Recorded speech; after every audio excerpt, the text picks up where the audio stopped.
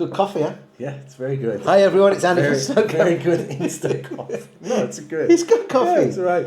It's Andy from Snow Camp Europe, and I'm here with Wouter from... Would this be now season two season 2 of the Inside Edge podcasts? And before we start, I just would want to put it out there that the Inside Edge podcast is not related to the Inside Edge coaching business that has just been set up by a couple of people in the Southern Hemisphere that will be operating in Canada. They just seem to like the name The Inside Edge. Should I say his name out loud? No, it doesn't matter. It's just I'm just letting our people know that that's got nothing to do with the Inside Edge podcast, which has been going for about 5 or 6 years now. Anyway, we're back. Winter is only how many weeks away? The 11th of October, so what is it, 4 or 5 weeks? 4 or 5 weeks until the lifts open. Weeks. Yeah, 4.5 weeks. And obviously we're at the end of summer. Mm-hmm. We've both been busy. What have you been doing? I've been cooking on the hut, and I've also been to AfriSki doing an examination course over there. Okay. And that was it. Okay. Well, that wasn't it, was it? Because you took some of your many children to Croatia on holiday. Oh yes. Yeah, and then you also went. Obviously, you said you went to Africa, but you had another holiday, didn't you? At the very start, didn't you go to England? Or Scotland? Yeah, Scotland. Yeah. So but that was... You've had 2 holidays. That was still in the season. Oh, was it? Yeah, okay. yeah, and it was on a couple of days. Yeah. Oh, good. Yeah. So not too dissimilar to me, really, because I've been obviously cooking in our hut, which is on a kind of different side of the valley to yours, isn't it? And that we've just finished. You're still going until... the 26th of October. Wow. Crazy long season. Yep. Crazy long season. Because all the other huts are closing, and he's the only one that stays open. We are the only one that stays open. Yeah, hungry for the money. Well, you had snow up there this week. No. Was there not snow crystals being wiped off the table on the video? It was a bit frozen. It was just frozen. It was a bit frozen. It was cold, yeah. So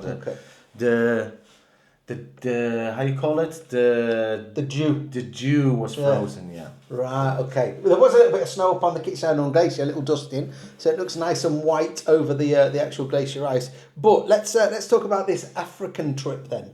So what's it called, this place? AfriSki. AfriSki. Yeah. And what is it?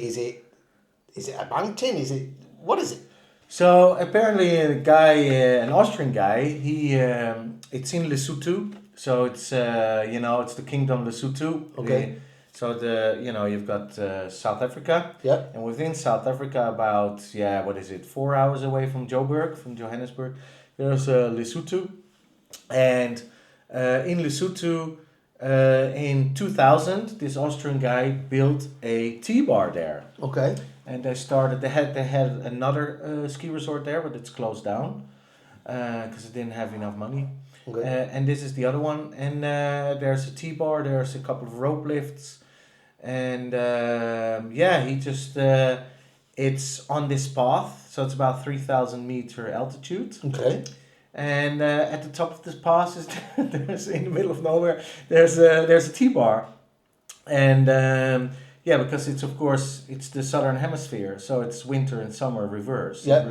So it was winter there. So 3,000 meters. Mm-hmm. Middle of nowhere. Yeah. Well, most ski resorts are in the middle of nowhere. But are you saying there's no infrastructure? No, there's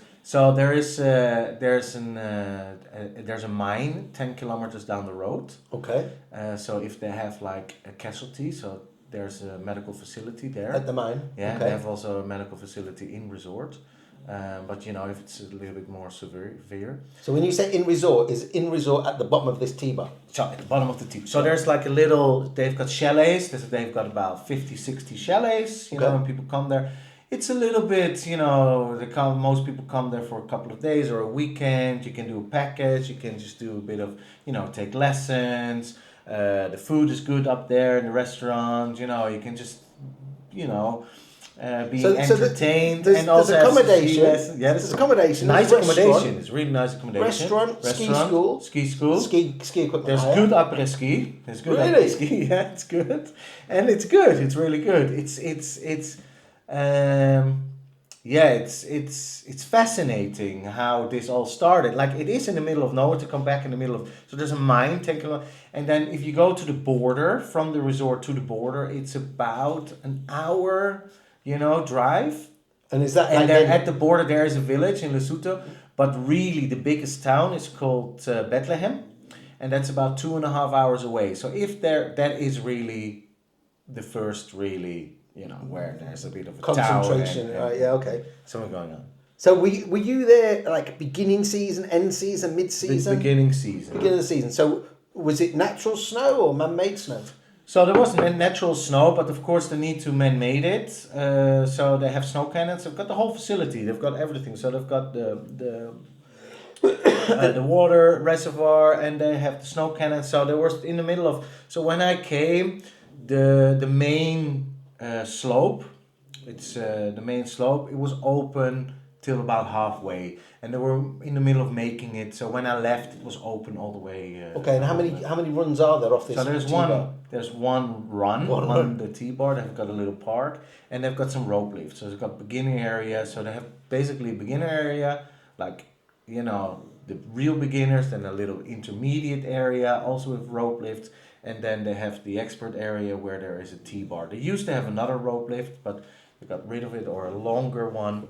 But it's really fascinating. So everything you need to learn to ski. Everything you need. Everything to learn. you need. You don't need more, and it's fascinating. Like, I really enjoyed it because you are there. You can't go anywhere. So the staff is friendly. The instructors are. It's a little bit of a community of seasonaires. It's really cool. It's So really cool. But it is because it's so high. So you need to get adjusted to the altitude. So of course it doesn't sound that high, 3,000 vertical meters, of course. Yeah. But because you're sleeping there the whole time, you're there, so you feel the altitude. Yeah.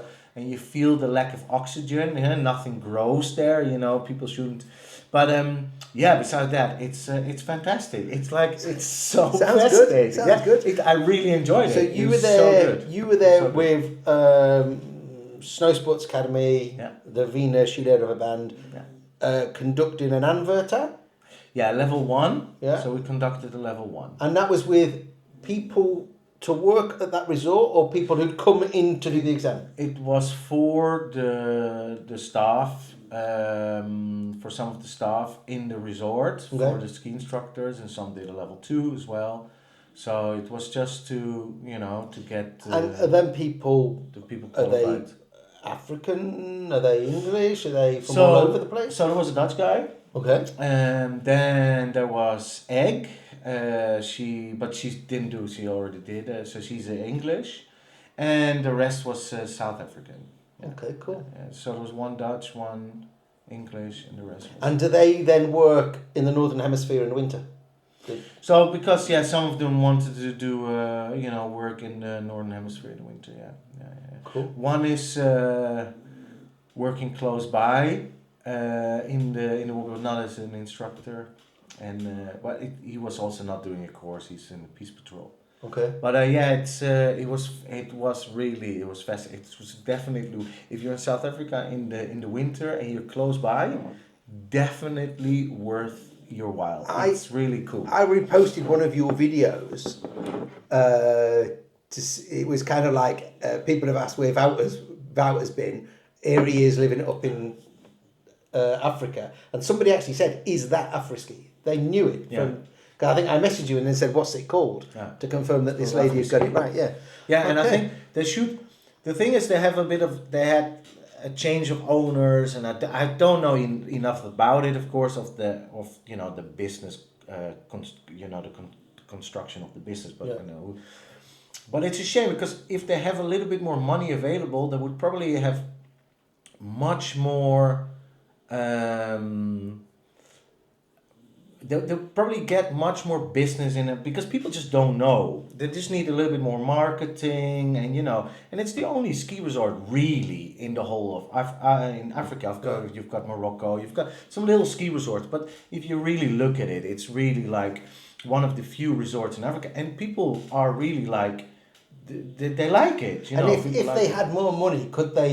They could expand it to more lifts and more runs. You could expand it maybe on the backside, but it's of course a thing of the landowners. I don't know, but you could, especially on so basically for the viewers, there's a T-bar going in this direction, And skiers going in this direction. Skiers are going, and there's this. But on this side, it's all open, and they used to have their lift, so they could build another lift there. They could expand it and make it bigger. But the accommodation is fantastic. It's really, they've got really nice accommodation. Sounds interesting. So there we go. That's Wouter's trip to AfriSki to do his training and examining. Now, Southern Hemisphere winter is obviously coming to an end. It didn't even seem to start in some places. I think Argentina have had an extremely not dry winter, but wet and warm winter. Yeah, it's a shame. Yeah, not a great deal of snow there. Chile, I know there's someone who comes up to our hut. He is a ski tech with one of the snowboard teams, and they've been to Chile, and they've just going back to Chile, and Chile's now at the moment has got a right massive amount of snow. Again, it came a little bit late, but quite good. I think it's anyways here the same here in Europe as well. It comes a little bit later nowadays. I think it's. I think if you want to go like to the Southern Hemisphere, go a little bit later in the season. It's a safer bet. And Australia has been pretty good. It's been, I think, one of the best seasons since a long time. I've seen some videos of some pretty good snow. I think last week there was a big 77 centimetre dump or something at Mount Hotham or something. Yeah. But New Zealand, not so good. Better than last year, but not quite as good as they would really want. Yeah. Again, some videos of Gary down there with rookies. Okay. I think they've got sufficient snow. I just think they would like a little bit more of it. Yeah. And one of our guests has been in New Zealand skiing. Nicola's been down there. Oh, really? Yeah. I don't know if she was doing a course. It didn't look like she was doing a course. But with a group of friends by the look of it. Oh, nice. Yeah. So it'd be interesting to speak to her when she's back in Kaprun about how it was down in New Zealand. Yeah.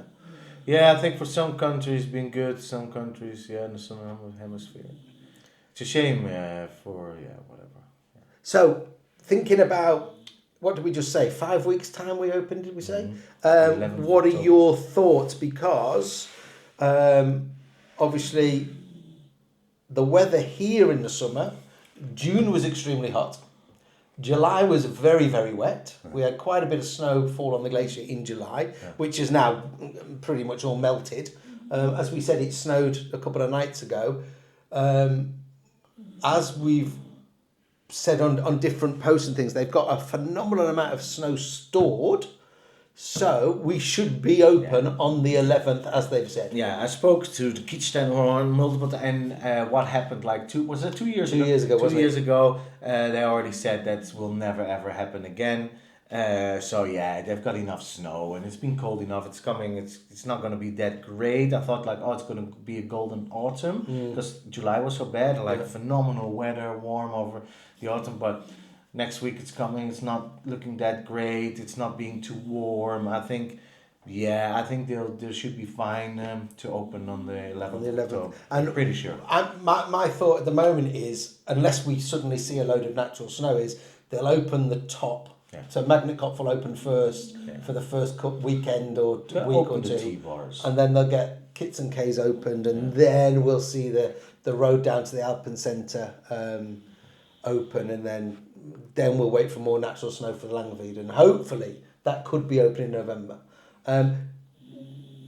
Interesting thing that's just come to mind about the snow making. Obviously, they made a load of snow, and they've reshaped Schmedinger and the Gletscher See Piste.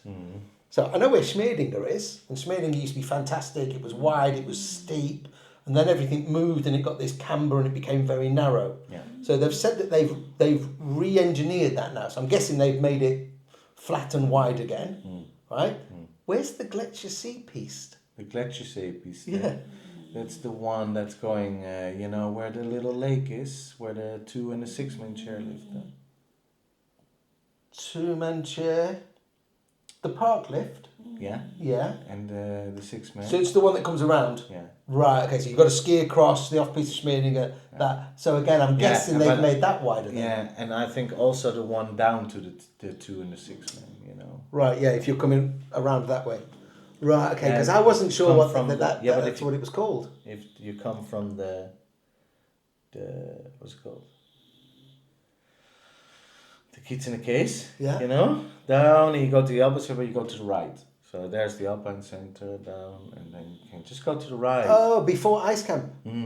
Okay, right. So, piste improvements, a massive amount of snow being made and stored, improvements to the piste. We've also got the new restaurant. Gletschermuller is now 2 stories. Yeah. Total rebuild, knocked it down, rebuilt the whole thing. Yeah. Be interesting to see how that is. Have you been up there in the summer? No. And what was the other? There was 4 things because we made a video a few days ago about this, but it's worth talking on the podcast because there's a lot of people who listen to the podcast who listen, they don't watch, so they're not watching necessarily on YouTube. If those people are listening, then obviously we also have YouTube channels with lots and lots of different videos. But there was 4 things. There was the snowmaking, there was the change in the piste, there was the new restaurant. Oh, and some more snow cannons. Even more snow cannons. I know that. Yeah. So they've added even more snow cannons to make more snow. So that's it. So we are, that's it. First podcast of season 2 in the bag. Okay, this was it. That's it. 16 minutes long. I think, can we do a little bit, can we swear this season a little bit? No, we can't swear. Yes. There we go, folks. If you've liked that, hit the like button. If you've liked that, hit the like button. Don't forget to subscribe. And we'll be posting the podcast once a week again from now through the season, as long as he's not on holiday with one of his many kids. So from Andy from see-kaprun, bye for now. And Wouter as well for Slow Sports Kaprun. See ya. See you later. Bye.